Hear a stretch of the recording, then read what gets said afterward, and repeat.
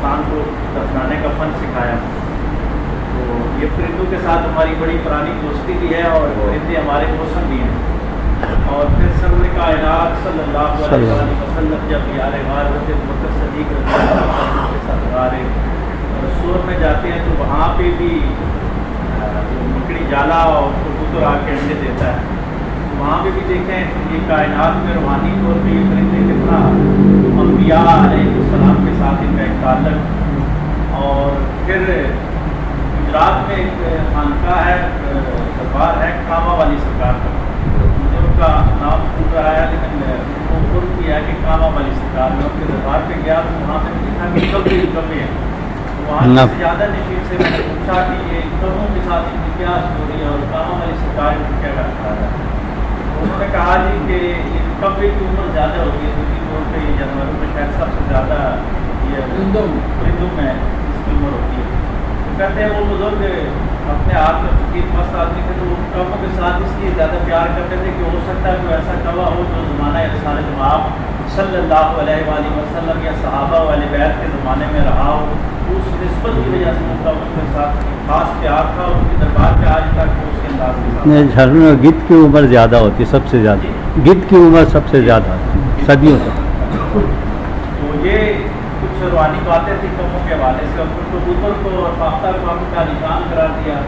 میاں محمد بخش رحمۃ اللہ علیہ نے حضور علیہ السلام کے ہمارے پہاڑی کے باریک عظیم بزرگ گزرے. تو انہوں نے حضور علیہ السلام کی شان بیان کرنے کے حوالے سے اپنا اس طریقے کے ساتھ اگر بیان کر رہا ہوں کہ وہ کہتی ہے کہ قدر فلادہ گیت کی جانے موتے کھامن والی قدر فلادہ بلبل جانے پاک دماغا پر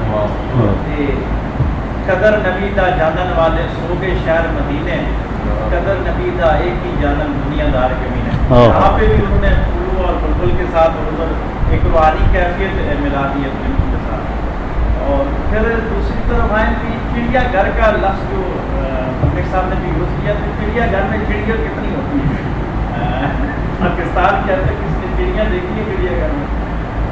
یہ تو بہت چھوٹے تھے جب یہ اسلام آباد والا ہم نے دیکھا تھا کالج پڑھتے اس کے بعد ختم ہو گیا. ملک ریاض صاحب نے چڑیا کی بیریا انکلیو میں اچھا چڑیا گھر ہے لیکن وہاں پہ بھی مجھے چڑیا نظر نہیں آئی. باقی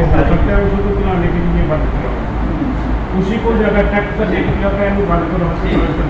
اور پھر پرندوں کے حوالے سے شاید یہ بات آپ نے ذکر کی تھی اور مقالے میں لیٹ ہے. ڈاکٹر ضیاء الحق یوسف زئی صاحب کی ایک تحقیقی ناول میں ہم پڑھایا کرتے تھے بہت فرمائش وہ کہا کرتے تھے کہ پرندوں کے اندر جو ایک سسٹم لگا ہوا ہے سائنسی طور پہ کہ پرندے طبی بہت کم آپ کو مرے ہوئے ملیں گے. کرنٹ لگ کے مر گیا یا کسی نے فائر کر کے مار دیا تو اور بات ہے لیکن طبی موت جو ہوتی ہے بیمار ہو کے مرنا وہ پرندے آپ کو زمین میں بہت کم ملتے ہیں. وہ کہتے ہیں کہ ان کے اندر سسٹم لگا ہوا جو بارہ سائڈ میں وہ سسٹم ہے. اور یہ کبوتر جو یہ جتنے بھی پرندے ہیں ان کے اندر ایسا آٹو پہ سسٹم لگا ہوا ہے کہ جب ان کی موت کی قریب آتی ہے تو یہ ادھر کی طرف اڑنا شروع کر دیتے ہیں اور وہاں پہ جا کے ان کی ڈیتھ ہوگی. اور اس پہ کتنی صداقت ہے اس میں بہت زیادہ تحقیق کی ضرورت ہے. لیکن آج آپ نے پرندوں کا ذکر چھیڑ دیا تو قلم کا ارماں بھی پرندوں کے ساتھ اور شاعرین کے ساتھ اقبال نے بھی خوبصورت بات کی. کسی کو یہاں پہ ختم کرتے ہیں. بہت شکریہ.